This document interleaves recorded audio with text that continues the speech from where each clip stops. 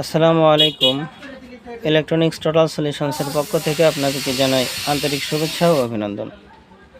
সম্মানিত ভিউয়ার্স, দেখতে পাচ্ছেন আমার সামনে CA12 সাউন্ড স্ট্যান্ডার্ড কোম্পানির ক্লাস H3 স্টেপ একটি এমপ্লিফায়ার হেড। তো এই এমপ্লিফায়ার হেডটি আমাদের কাছে আসছে টাঙ্গাইল সদর থেকে। এই এমপ্লিফায়ার হেডটি যখন আসে তখন ভিডিওটি বানানো হয়নি ব্যস্ততার কারণে। তো দুই পাশটাই একদমই টোটাল ড্যামেজ ছিল, ট্রানজিস্টর তো ছিলই না, প্লাস অনেকগুলো কম্পোনেন্ট উঠানো ছিল। তো সব কিছু আমরা এখন আলহামদুলিল্লাহ কমপ্লিট করেছি। কমপ্লিট করার পরে ওয়ারিংগুলো আমরা কমপ্লিট করেছি, মোটামুটি যে অবস্থায় ছিল গোছানোর চেষ্টা করেছি। তো এখন হেডটি আপনাদেরকে অন করে দেখাবো। দেখতে পাচ্ছেন হেডটা আমরা অন করলাম এবং এই পাশে আমরা দেখতে পাচ্ছেন অসিলোস্কোপের সঙ্গে কানেক্ট করে রাখছি। তো যারা স্টেপ আর বোঝেন না যে 2 স্টেপ 3 স্টেপ 1 স্টেপ কি, তো মূলত যে সমস্ত ক্লাস এই সেটগুলো হয়ে থাকে সেগুলা সাধারণত 2 স্টেপই বেশি আমাদের দেশে ব্যবহৃত হয় এবং 3 স্টেপ সেটগুলো খুবই কম। তো এটা একটা 3 স্টেপের সেট। 3 স্টেপ হওয়ার কারণ হচ্ছে যে ট্রান্সফরমারটা আপনারা দেখতে পাচ্ছেন।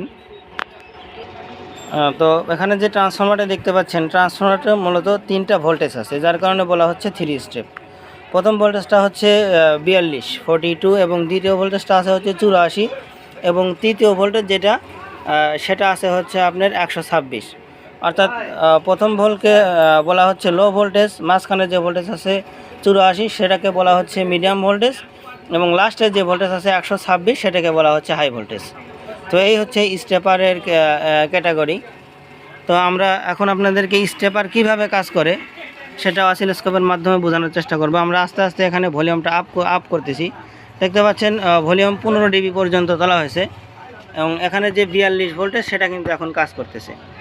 আমরা যদি আরও একটু ভলিউম আপ করি, দেখতে পাচ্ছেন আমরা ভলিউমটা এখানে 6 dB পর্যন্ত আপ করছি, মানে খাড়া করে দিছি। তখন আমাদের 84 ভোল্টেজের যে রাস্তা সেটা কিন্তু খুলে গেছে নিচে। আমরা যদি ভলিউমটা আরও একটু আপ করি, দেখতে পাচ্ছেন তো এখন কিন্তু আস্তে আস্তে 84 ভোল্টেজের যে লাইনটা সেটা কিন্তু আস্তে আস্তে বেড়ে যাচ্ছে। এখন যে দেখতে পাচ্ছেন 126-এর যে স্টেপ সেই স্টেপে কিন্তু চলে গেছে, এই যে দেখতে পাচ্ছেন। তো এইভাবেই মূলত স্টেপার সেটগুলো কাজ করে থাকে। আপনার ভলিউমের সাথে সাথে আউটপুট ভোল্টেজটাও যখন বেড়ে যাবে তখন অটোমেটিকলি আপনার অ্যাম্পলিফায়ার প্রেশারটা বেড়ে যাবে। তো এই হচ্ছে সিস্টেম। তো যাদের এই সকল ক্লাস এইচ অ্যাম্পলিফায়ার সার্ভিসিং ব্যাপারে পড়ে আছে, একদম পরিত্যক্ত অবস্থায় আছে বলা চলে, পাওয়ার ট্রান্সফরমার হিটসিং থাকলেই ক্যাচিং থাকলে আমরা বাদবাকি সবগুলো করে দিতে পারবো ইনশাল্লাহ। সেভাবে যদি আপনারা পাঠান তো আমরা আপনাদের সেবা দিতে পারবো ইনশাল্লাহ। তো ডিসক্রিপশনে আমার নাম্বার দেওয়া থাকবে, আমাদের সঙ্গে যোগাযোগ করতে পারেন। তো এখন আমরা অ্যাম্পলিফায়ারটি লোড টেস্ট করব। আমাদের এখানে দেখতে পাচ্ছেন লোড রেজিস্টার ব্যবহার করা হয়েছে আর এখানে ওয়াট কয়েল। তো এই লাইনটা আমরা সরাসরি সংযুক্ত করব অ্যাম্পলিফায়ার হেডের সঙ্গে। তো আমরা ইতিমধ্যে দেখতে পাচ্ছেন কানেকশন কমপ্লিট করলাম। এখান থেকে সরাসরি চলে গেছে আমাদের ওয়াট মিটারে এবং ওয়াট মিটার হয়ে আমাদের কাছে লোড রেজিস্টারে। তো এখানে 4 ওহম লোড আছে আমাদের। তো এখন আমরা মিক্সারের সঙ্গে কানেক্ট করছি আর আমরা ফ্রিকোয়েন্সি রাখছি 1 কিলোহার্টসে, এখানে শো করবে।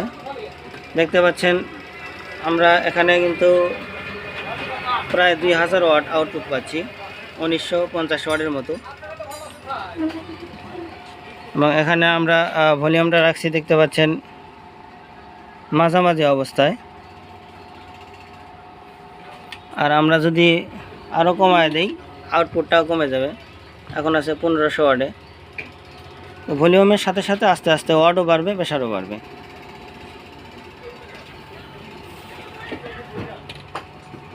আমাদের ভিডিওটি ভালো লাগলে অবশ্যই আমাদের চ্যানেলটা সাবস্ক্রাইব করে আমাদের পাশে থাকবেন। ধন্যবাদ সবাইকে। আর যদি কিছু জানার থাকে, বোঝার থাকে, অবশ্যই মোবাইল ফোনে যোগাযোগ করবেন। ধন্যবাদ সবাইকে।